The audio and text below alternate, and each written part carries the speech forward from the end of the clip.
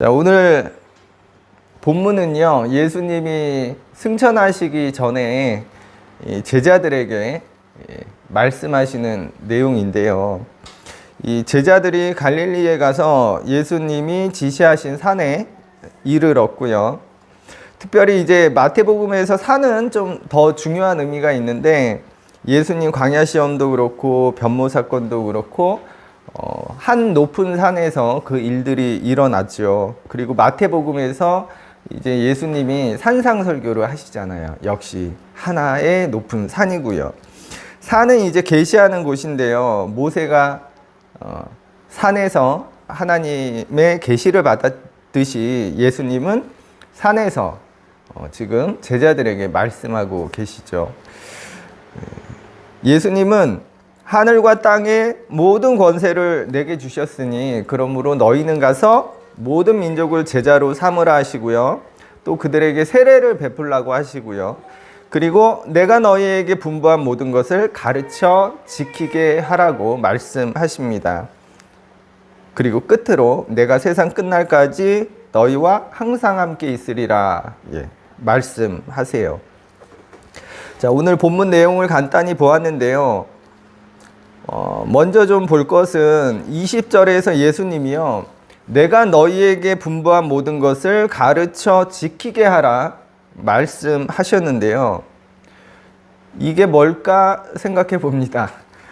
말씀 그대로 예수님이 분부한 모든 것에 관한 것일까? 사실 예수님이 말씀하신 게 많거든요. 그걸 다 가르치고 지키게 하라는 말씀일 거예요.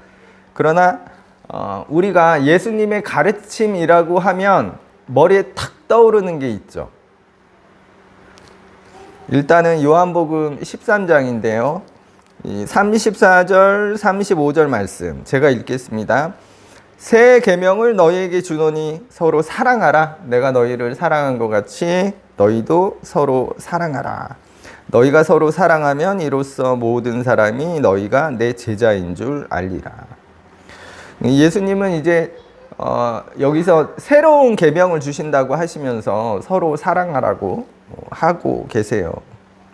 그래서 우리가 사실 기독교 하면 사랑이 떠오르잖아요. 기독교 하면 사랑. 사랑이 가장 중요한 것 같고 예수님 가르침의 핵심 같습니다. 그리고 마태복음 22장인데요. 한 율법학자가 예수님을 시험하고자 이렇게 묻습니다. 율법 중에 가장 큰 계명이 뭘까요? 예수님 말씀이 대답이 이렇습니다. 22장 37절에서 40절까지 말씀 제가 읽겠습니다.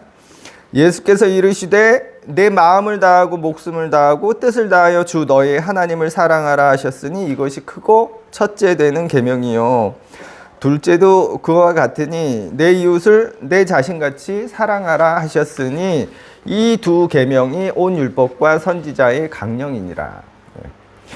첫째는 물론 하나님을 사랑하는 일인데, 그런데 여기서 내 이웃을 자신같이 사랑하는 일이 온 율법과 선지자의 강령, 곧 율법과 선지자가 전한 하나님 말씀의 근본적인 의미라고 말씀하세요.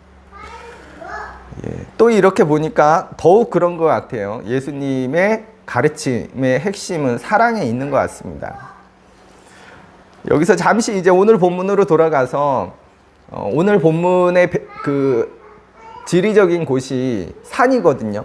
갈릴리 그곳에 예수님이 지시하신 산. 그 산이 어딜까?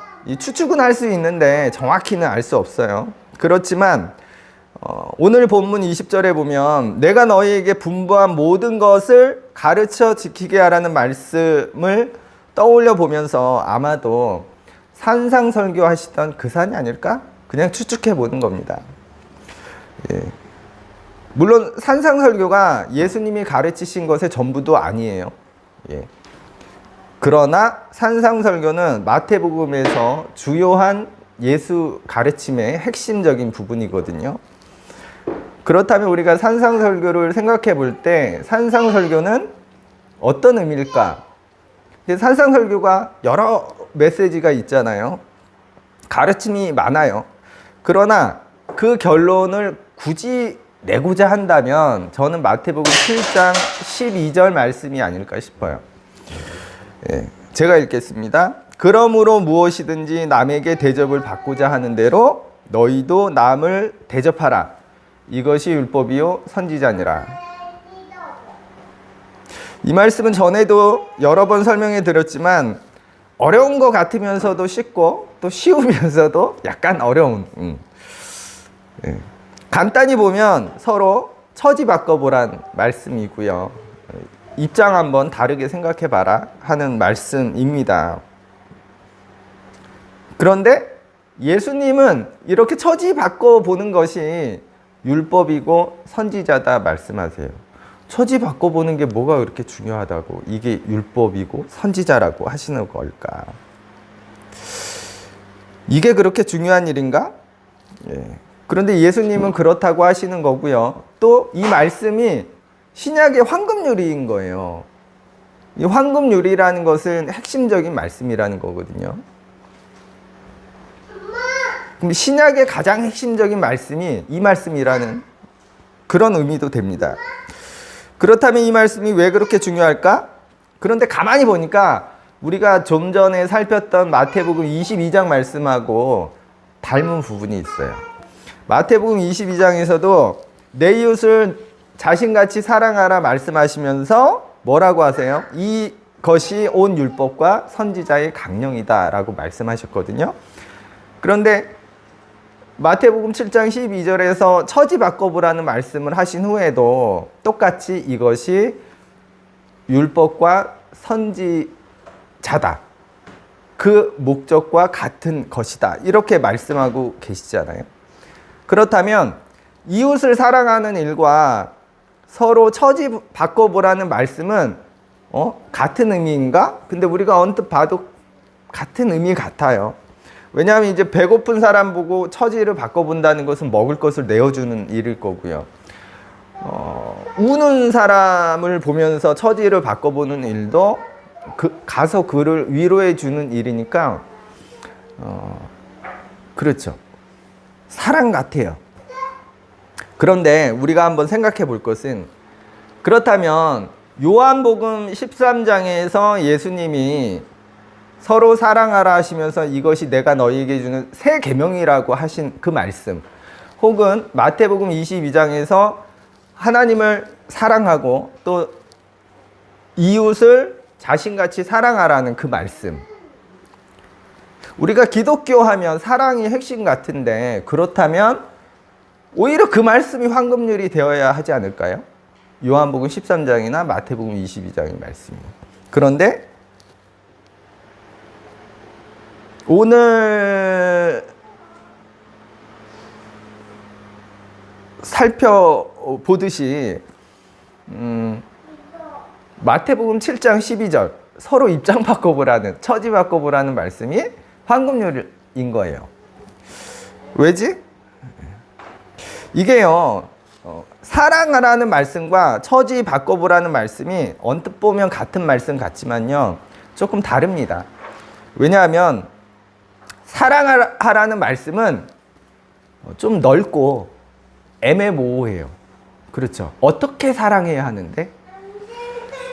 그리고 사실 우리는 어떻게 사랑합니까? 내가 주고 싶은 걸 주면서 사랑하잖아요.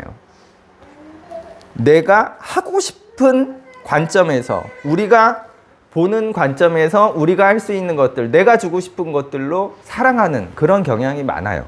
그래서 사실 내가 사랑하는 행위가 그 사람을 불쾌하게 만드는 일도 있고요. 또 속박하는 경우도 많아요. 그리고 오히려 고통스럽게 만들기도 합니다. 그러나 처지 바꿔보라는 말씀은요, 지금 그 사람이 필요한 게 무엇인지, 원하는 게 무엇인지, 그 사람이 갖고 있는 그 근본적인 문제의 원인이 무엇인지, 이유가 무엇인지에 관해서 묻는 것이거든요. 배고픈 사람에게 떡 한 조각 내어주는 일이 사랑의 행위라고 볼 수 있지만, 처지를 바꿔보라는 말씀은 이런 겁니다. 지금 저 사람이 왜 배고프게 살고 있지? 그 원인에 관한 거. 억눌린 자를 위로하는 일이 사랑이라면 처지를 바꿔보라는 일은요, 그 사람이 지금 억압당하고 있는, 억눌리고 있는 그 근본적인 원인이 무엇인지에 관해 살펴보라는 말씀이 아닐까. 자, 여기서 누가복음 4장 말씀이 생각납니다. 18절, 19절 말씀.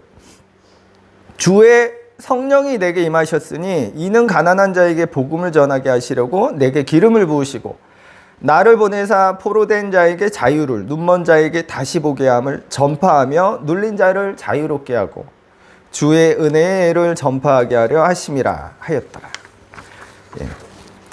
제가 아주 많이 인용하는 말씀인데 꺼내도 들어도 계속 듣고 새겨야 할 말씀으로 저는 보거든요. 왜냐하면 누가복음에서는 이 말씀이 예수 사역의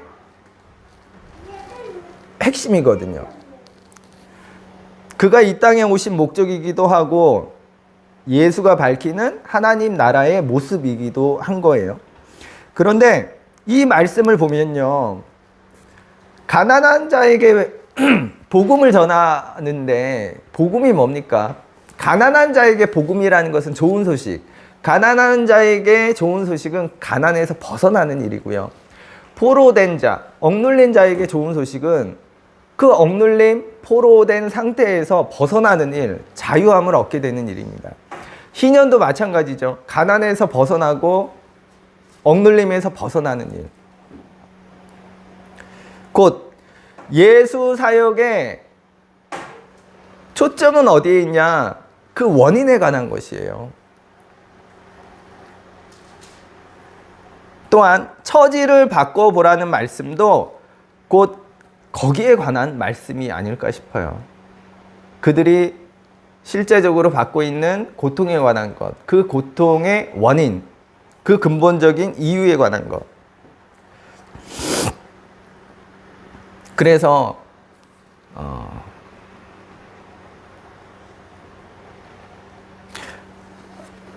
오늘 본문 28절에서 내가 너희에게 분부한 모든 것을 가르쳐 지키게 하라는 이 말씀을요, 우리는 액면대로 예수께서 가르치시고 말씀하시고 보여주신 그 모든 것에 관한 것으로 생각할 수도 있지만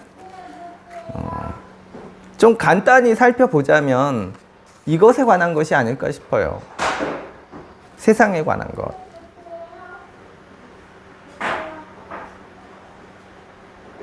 그런데 우리는 가만히 보면 예수를 믿는다는 것을 많이 오해하고 있지 않은가. 이것들하고 너무 떨어져서 살고 있지 않은가 싶어요. 왜냐하면 우리는 어떤 신앙생활을 하고 있나요? 예수님이 그리스도이신 것을 믿고 하나님의 아들이신 것을 믿고 믿음으로 죄사함을 받고 죄사함을 통해 구원받고 천국 가는, 또 그것을 위해 교회 생활을 열심히 할 것을 요청받고 또 착한 행위를 적당히 하면 되고, 그 착한 행위를 사랑이라고 할 수 있겠죠. 교회의 핵심적인, 기독교의 핵심적인 그런 사랑. 그리고 우리가 선교에 힘쓰듯이 그 이유이듯이 교회의 확장, 교회의 성장, 그냥 그런 것들로 생각하지 않는가. 물론 오늘 본문 19절 20절은요 선교에 관한 말씀이 분명합니다. 선교에 관한 말씀이에요. 교회의 확장에 관한 말씀이에요. 그런데 제 얘기는 그 선교의 목적이 뭐냐는 거예요. 그 선교의 목적이 예수를 전해서 교회를 확장하는 거, 교회를 성장시키는 거, 이 십자가 달린 건물들이 많아지는 거, 거기에 관한 것이냐 하는 것입니다.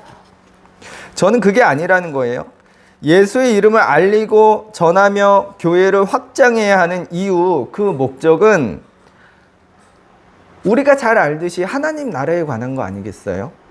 이 땅에 하나님 나라가 이루어져야 하는 이유가 어디에 있나요?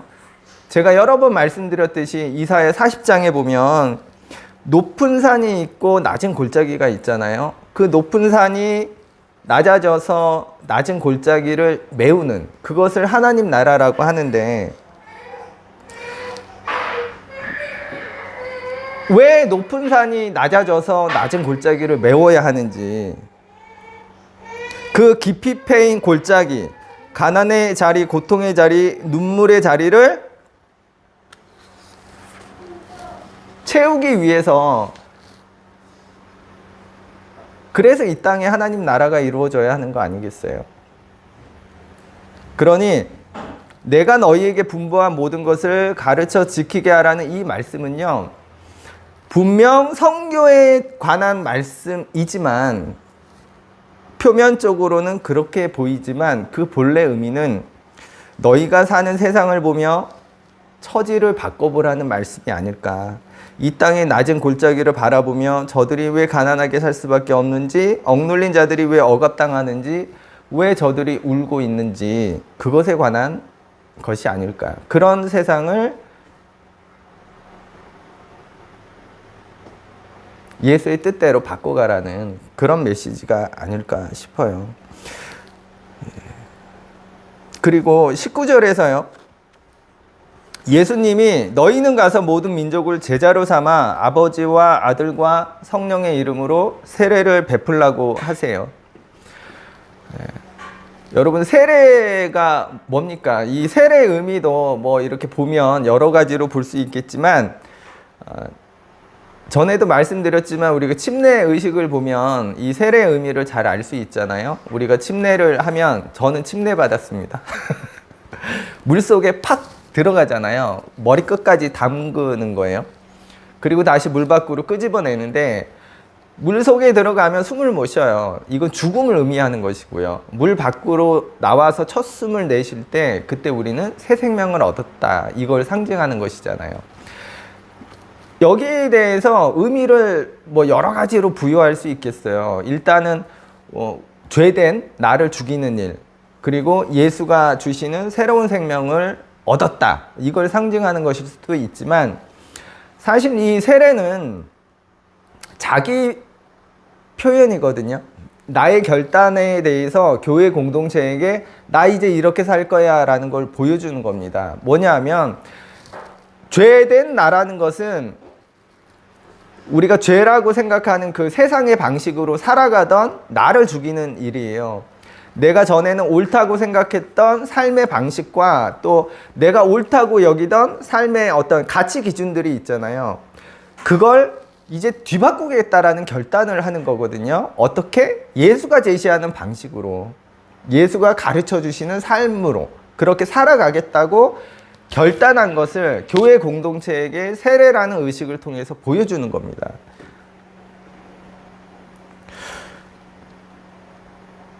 그런데 예수가 가르치신 그 삶의 방식, 그리고 그가 제시하시는 그 기준, 삶의 가치 기준은 뭔가요? 우리가 잘 알듯이 하나님 나라일 거예요. 높은 산이 낮아지고 낮은 골짜기가 메워지는 그 세상에 가는 것인데요. 그런데 오늘 본문에서 예수님이요, 몇 사람에게 가서 세례를 베풀라 하시는 게 아니라 모든 민족에게 가서 세례를 베풀라고 하세요. 여기서 모든 민족은 뭐 이방인을 가리키는 것으로 볼 수도 있겠지만, 그 본래 의미는 모든 사람이라고 보는 것이 나을 거예요. 모든 개인에 관한, 세상 사람들 개인에 관한 그런 말씀으로 볼 수 있는데, 자, 여기서 생각나는 게 있죠. 제가 자주 꺼내는 이사야 말씀.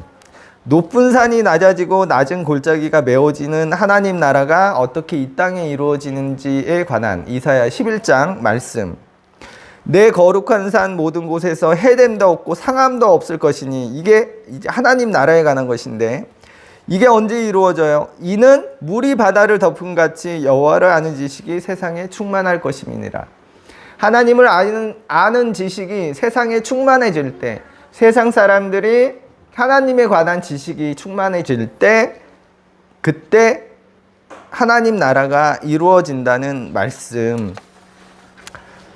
여기서 하나님을 아는 지식이라는 것은요, 하나님이 어떤 분이신지, 그분이 원하시는 게 무엇인지, 그분의 방향성은 어디인지, 왜 하나님 나라가 이 땅에 이루어져야 하는지, 왜 높은 산은 낮아지고 낮은 골짜기가 높아져서 메워져야 하는지, 거기에 대해 아는 것 아니겠어요? 그런데 이러한 생각, 이러한 인식을 누가 할 수 있습니까? 하나님을 믿는 사람들, 곧 예수를 믿는 사람들, 오늘 본문에서는요, 세례 받은 사람들이 그런 겁니다. 사실 그게 교회의 목적이기도 한데, 지난 시간에도 말씀드렸듯이요, 하나님 나라가 없었어요. 없었는데 이루어질 그 하나님 나라에 관해 예수님이 말씀하시는 게 아니고요, 이미 존재했던 하나님 나라가 훼손되었는데 그 훼손된 하나님 나라에 대한 회복에 관해 말씀하시거든요. 교회는 바로 그 훼손된 하나님 나라를 회복시키기 위해 선택된 바로 그 사람들이거든요. 그런데 그 사람들은 누구예요? 바로 세례받은 사람들, 예수를 삶의 목적으로 세운 사람들, 예수가 제시한 삶의 방식, 하나님 나라의 삶의 방식을 선택한 사람들입니다. 그렇다면 여기서 모든 사람들이 이렇게 세례를 받고 기독교인이 되어야 하는가 생각해 볼 수 있겠어요. 저는 전에도 한번 우리가 이 얘기를 했었지만, 그렇게 되면 좋겠지만 여기서 말씀하시는 게 그런 건 아니라고 저는 봐요. 예수라는 분을 아는 것을 넘어서 예수님이 가르치시고 제시한 것들을 아는 상태에 관한 것이 아닐까.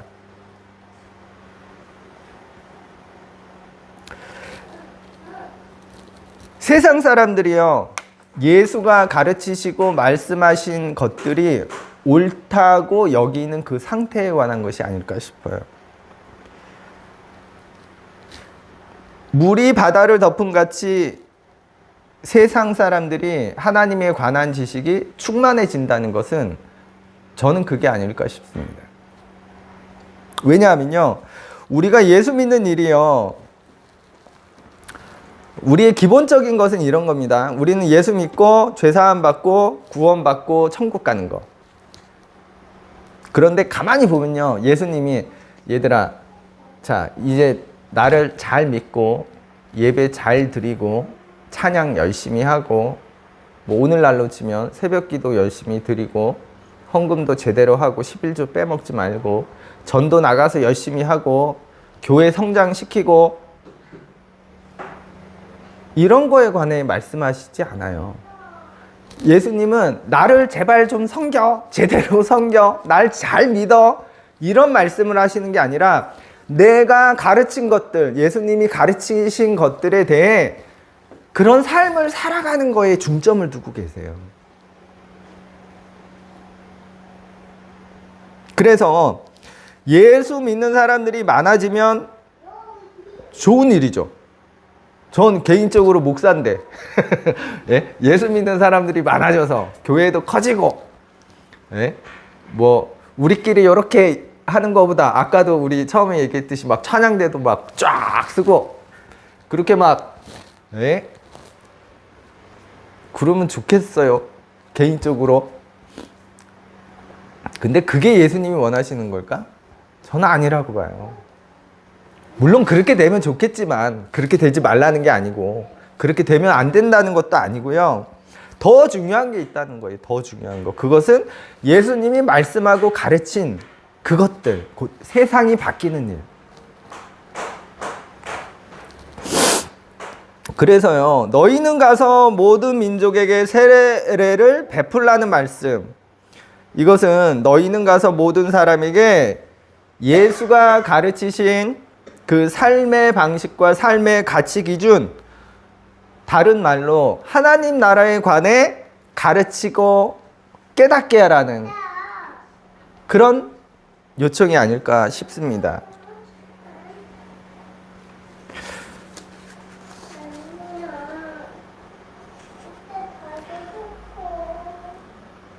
바로 예수가 제시한 그 하나님 나라에 관한 지식을 갖게 되는 거예요. 물론 교회 확장도 포함되지만요. 그리고 몇 번씩 말씀드린 것이지만 다른 부분에 대해서도 좀 중복되지만 말씀드리고 싶은 게, 우리가 하나님 나라라고 하면 흔히들 오해해 왔던 것이 그 어떤 내세적인 천국에 대해서만 많이 생각하는데, 여기서 나라라는 게 통치의 개념이 있는 것이거든요. 그래서 우리가 신학적으로 하나님 나라라고 하면 하나님의 통치를 뜻합니다. 그래서 교회를 하나님 나라라고 해요. 이미 이루어진 하나님 나라. 그 이유는 이미 하나님의 통치를 받아들였다라는 거예요, 이 교회 공동체 사람들이. 그래서 교회를 이미 이루어진 하나님 나라라고 하는 거예요. 그래서 오늘 본문, 제가 다 아시는 이 설명을 왜 드리냐면, 오늘 본문 19절 20절이 분명 성교에 관한 말씀이고 교회의 확장에 관한 말씀이 분명합니다. 그러나 결국 교회의 확장이라는 것은 하나님 나라의 확장인 거예요. 하나님의 통치 방식, 그것을 받아들이는 세상에 관한 거거든요. 그걸 넓혀 나가라는. 그래서 곧 선교가 우리가 막 예수 전하고 교회 짓고 이런 걸로만 생각하지만, 사실 그곳의 세상을 하나님 나라와 같이 하나님의 통치 방식과 같이 바꿔가는 그 일이거든요. 그런데 우리는 자꾸 십자가 넓히는 일로만 생각하잖아요. 오늘 설교를 정리하고 마치려고 합니다. 여러분, 마태복음에서 예수님의 마지막 가르침은 이거예요. 너희는 가서 모든 민족을 제자로 삼아 아버지와 아들과 성령의 이름으로 세례를 베풀고 내가 너희에게 분부한 모든 것을 가르쳐 지키게 하라. 분명 이 말씀은, 모든 민족을 제자로 삼으라는 이 말씀은 선교에 관한 것이고요, 교회의 확장에 관한 것인데, 그러나 우리가 살펴보았듯이 좀 더 확장해서 생각해 볼 필요가 있겠다라는 것입니다. 세례가 세상의 방식이나 세상의 가치 기준에서 하나님 나라를 향하는 결단이듯이요, 그렇게 하나님 나라에 관한 지식, 그런 인식, 세상 사람들이 그러한 인식을 갖게 하는 그러한 상태에 관한 말씀으로 볼 수 있지 않을까 하는 것이고요. 또한 내가 너희에게 분부한 모든 것을 가르쳐 지키게 하라는 이 말씀, 높은 산이 낮아져서 낮은 골짜기가 메워지는 그 일, 곧 고통의 원인에 관한 말씀이 아닐까.